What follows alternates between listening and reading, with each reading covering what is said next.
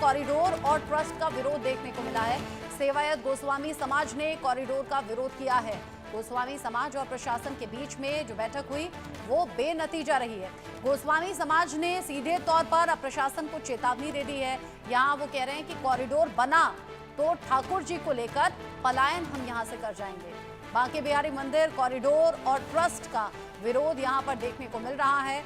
यहाँ सीधे तौर पर कह दिया गया है कि अगर कॉरिडोर बनेगा तो यहाँ से ठाकुर जी को लेकर पलायन कर जाएंगे। गोस्वामी समाज यहाँ पूरी तौर पर चेतावनी दे रहा है, कॉरिडोर बना तो ठाकुर जी को लेकर यहाँ से पलायन करने के लिए मजबूर होंगे। सेवायत गोस्वामी समाज ने कॉरिडोर का विरोध किया है। इसी बाबत जो प्रशासन और गोस्वामी समाज के बीच में मीटिंग हुई वो पूरी तरह से बेनतीजा रही।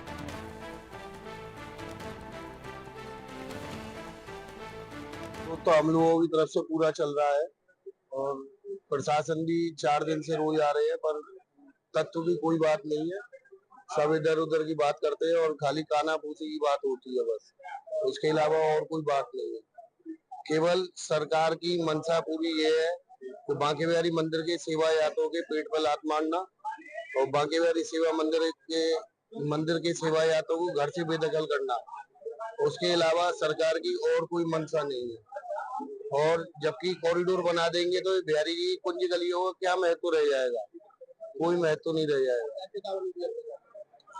क्या मांगे हैं और आप? अब मांगे तो हमारी यही है कि हमको जो है सुविधा दी जाए, हमारे पेट पर आंच नहीं आनी चाहिए और जो भी सरकार कर रही है वो सब गलत कर रही है। देखिए, जो श्री बांके बिहारी जी मंदिर के आसपास कॉरिडोर बनना है और जो ट्रस्ट बना है, तो हम लोग जो यहाँ सेवायत हैं गोस्वामी समाज है उनके साथ हम लोग लगातार चर्चा कर रहे हैं और अगर इन लोगों का कोई ग्रीवांस है तो निश्चित रूप से हमने कहा है लिख करके हमको दे दीजिए, फिर हम लोग उस पर चर्चा करेंगे। और आप लोग स्वयं भी देख रहे हैं प्रतिदिन हम लोग इन लोगों से लगातार संवाद कर रहे हैं, क्योंकि जो कॉरिडोर वगैरह जब बनेगा तो 4.74 एकड़ लैंड हम उसमें जानी है जो आप ही लोगों की है।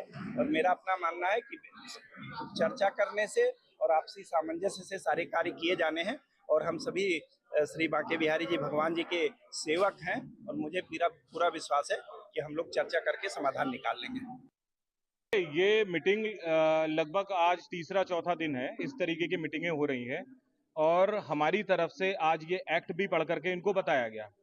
जिस तरीके का एक्ट ये लाया गया है सरकार की तरफ से, इस एक्ट के संदर्भ में हमसे किसी तरीके की कोई बात नहीं करी गई।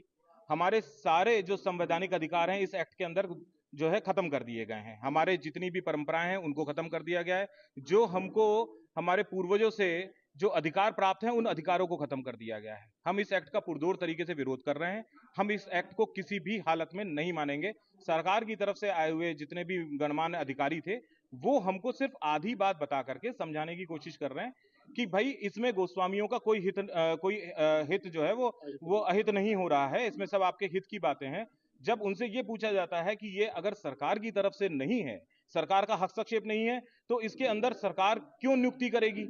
सरकार क्यों नियुक्ति करेगी? सरकार हर चीज को मैनेज कर रही है। कल को सरकार बदल जाएगी तब वो नियुक्तियां फिर चेंज हो जाएंगी। इस तरीके के एक्ट भारत में बहुत से मंदिरों में है जहां पर अलग अलग तरीके की समस्याएं दिन प्रतिदिन अखबारों में, न्यूज़पेपरों में आती रही है। गोस्वामी समाज किसी भी हालत में इस एक्ट को नहीं बर्दाश्त करेगा।